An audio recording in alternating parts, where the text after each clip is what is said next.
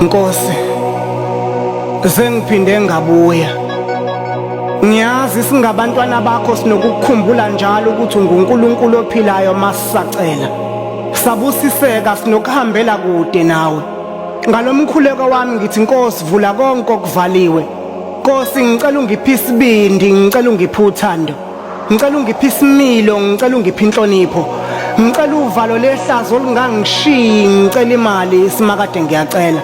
Uma sekufikile konke ngikucelile, ngicela ungiphe ubuhlakani bokwazi ukugcina nobuhlakani bokwazi ukuphinda-phinda. Ngicela ungiphe konke bese ungincisha impakamo.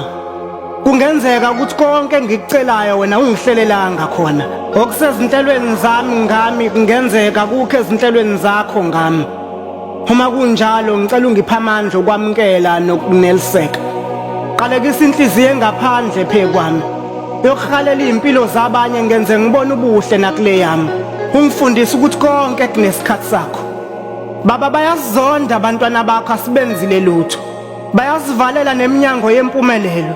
Basikhuluma nakabi nasemakhoneni. Noma kunjalo ubakhumbule ubakhombise iqiniso. Kukona konke Nkosi uyalazi izinga elingifanele. Ongihlalele kona ngicela kufike ngisenamandla okukwazi ukukubonga.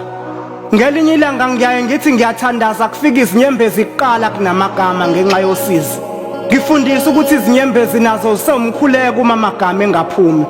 Ungusomandla wazi ngisho ulimi lezinyembezi zethu. Thixo njalo masungibusisile kunokuntshontsha udumo lakho ngifuna bethandaze mina ngezibusizo zakho engabe bathandaza wena. Kuleyo ndawana ngicela intethelelo. Nkosi, mina umntwana wakho ugubhela loduka njalo endleleni onezono. Kepha ungakhohlwa ukuthi ngumntwana. Nanku umbhalo ngokagubhela chapter 1 verse 1.